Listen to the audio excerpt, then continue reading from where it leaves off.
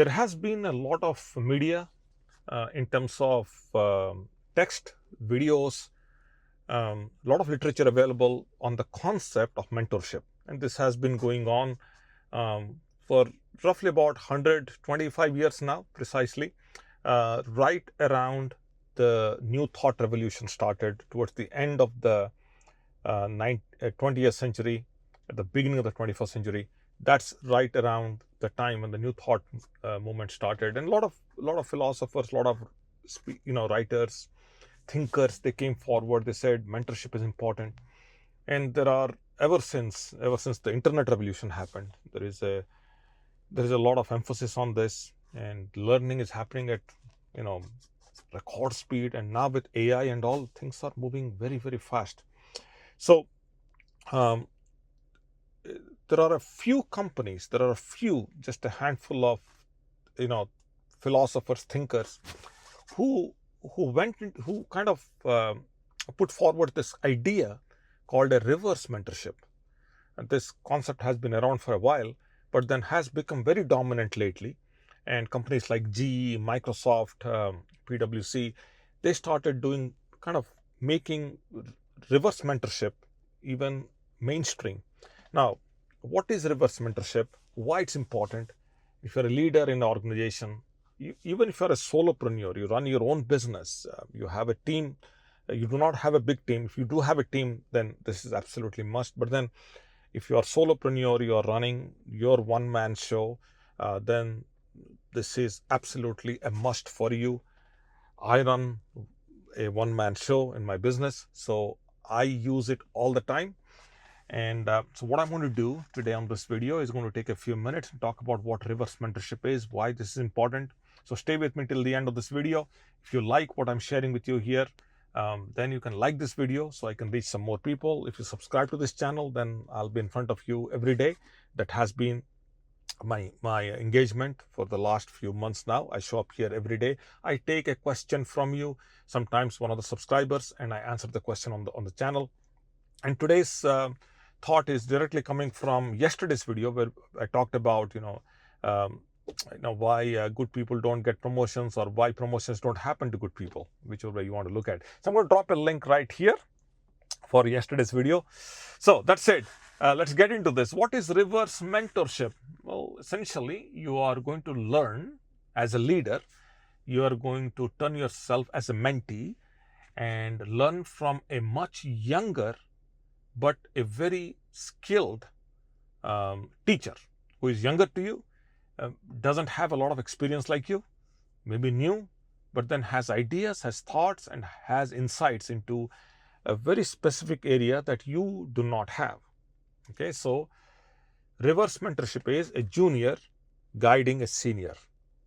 So in this model, what happens is, as I said, traditionally mentorship was always top down. Somebody experienced, knowledgeable on the top, and then teaching somebody who doesn't know something. And this changes completely. An inexperienced individual on the top, and a senior, experienced, and a long-running individual at the bottom. So a classic example would be like a tech CEO, knows a lot of technology, but then when it comes to Instagram or TikTok, doesn't know a lot, and has to take the help of a Gen Z instructor or a mentor who is new in the game but has a domain specific knowledge, knows the trend, has the ability, is now teaching. That's what reverse mentorship is. And this doesn't apply just for technology. This applies to cultural understandings. This also applies to creativity and different areas you can use this. As I said, this is now becoming mainstream. So let's look into why it works, and then how to make it work, and then some of the misconceptions in the space, and then what's the ripple effect you could create with it. And then finally, let's look into what would be a 90-day plan looks like if you want to go this route. Okay, so why it works? Very simple. Fresh lens. Younger brains challenge the norm. So younger minds, they are not bound to, or less bound to, this idea that this has to happen this way. So they're not bound to that. So it's a new thinking, a very fresh thinking, fresh lens. Um, as a as a CEO or as an experienced individual, yeah, you may not be on top when it comes to new platforms and new technologies and emerging trends. So when you have a younger Gen Z, I was talking about a minute ago, teaching you, telling you, so you will get ahead, uh, and you will get early insights into what's happening, and you get to know the landscape much better and much faster. Then there is an element of humility, as you being a senior leader, and you are admitting that you do not know something, and you're learning from somebody who is much younger to you. So that means you're building trust with the younger team members. And that also leads to another point, which is called the psychological safety. When young team members are coming in, they need to feel psychologically safe. When you do this, then your humility and your craving to learn, that creates that psychological safety for younger people in the organization. If you are looking to build that, which I think everybody should anyway. Okay. Um, Obviously, this also shortens the learning curve, and as a leader, um, you speed up yourself to adoption. That's so. It works in different ways. I'm kind of paraphrasing a few ways how you can approach this. Let's talk about how to make it work. It's very simple. Um, you first of all have to identify a learning gap in your pursuit, and once you do that, you identify someone who has the ability and know-how to teach you how to fill the gap. Okay. From there comes a goal that you want to accomplish, and then from there comes the timeline within which you should accomplish that goal. Now, once that is done, you create a safe exchange where you're learning from them, and then you're also teaching something to them along the way. Your teaching is not necessary, but then your learning is important, and for that you need to create a safe exchange where you're not judging, you're not necessarily they need to feel that you're not going to come after them because they did not teach you the right way. And then and finally you close the loop by integrating what you learned, which is, okay, I'm going to implement this in the next 20, 30, 40 days or 60 days, ideally 90 days. And then you come back and you share the learnings with the team. Okay. That's how that process works. That's how you implement this. Let's talk about some misconceptions with reverse mentorship or reverse mentoring. What if people perceive, or the team members perceive, that you're out of touch, or somebody will perceive you're out of touch? They may, but what's important for you from a larger scheme of things is you are building trust. So the fear of you being out of touch,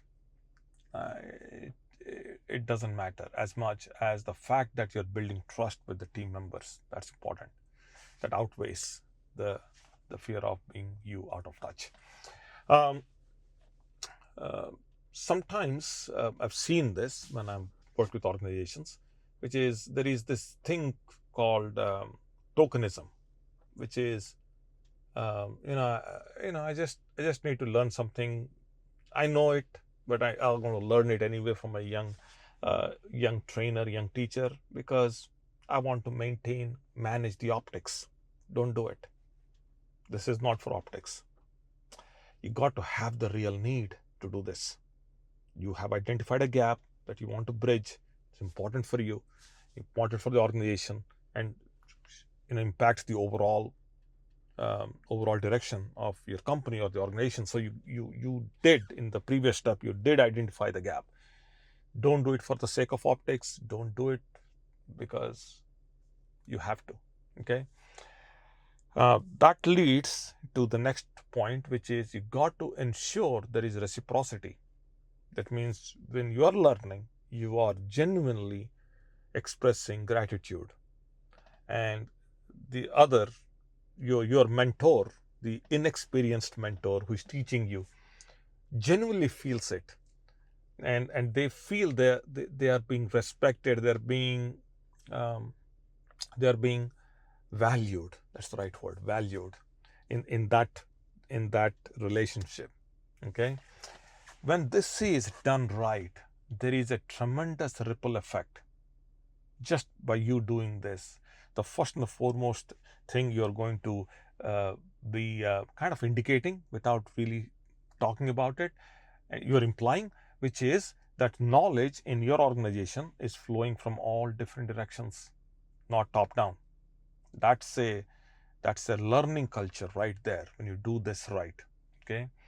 Obviously, younger employees will be empowered very quickly to leadership roles as a result of this, and certainly the senior leaders, they will also stay curious and also adaptable as things are changing, as new things are coming in. Right? That's the ripple effect, and that's exactly where you're going with this. Now that I'm sharing this with you, I would have to tell you this, that I have over time have gone to young mentors to learn things that otherwise I couldn't learn on my own. For example, I had to go to a gentleman, a young man, 26 years old, who lives in Colombia, to teach me how to do some specific things within Facebook advertising, because I need to run ads to kind of promote myself and get clients and things like that into my business. And I do that. I did work with somebody in Florida for my Instagram, advertising. These activities over the years. It's not something new that I did yesterday. So I've done this in 2021, 2022, and prior to that in 2018. Somebody from Australia I reached out to put together some things around my LinkedIn marketing. So I've done this. So this is coming from a very good place personally, me being mentored by people who are less than half my age, telling me what I need to do. Okay. My request to you, try this for next 90 days. Okay. Find a gap, find an inexperienced young mentor, experienced in the craft but inexperienced in the duration of life, in the profession. They have the skill, they have the talent. Find somebody, implement this whole process, and share the results. Come back here, share it with all of us here on this video, and obviously with everybody else in your group or in your company or in your organization, wherever you are, in whatever role you are in. And share the ripple effect that you created as a result of trying reverse mentorship. Okay, I want to stop here. Hopefully this video was helpful. If it is, do me a favor, write a comment. That way I can connect with you. And again, if you do like this video, I can reach a few people. And if you do subscribe to the channel, then I'm here with you every day. That's how that had been my cadence lately. I come here every day, I record a video, I post it here, with an idea that I can impact some people. I don't get a lot of views, I don't have a lot of subscribers, but every subscriber of this channel, I've said this in the past, over 50% of my subscribers, I know them personally because they have been to one of my seminars or they have consulted with me. So that's the level of affinity, a close affinity I have. So I'm trying to build the same with you if you're watching this video. That's all for now. Wherever you are, you be safe, and I'll be with you as early as tomorrow. Bye now.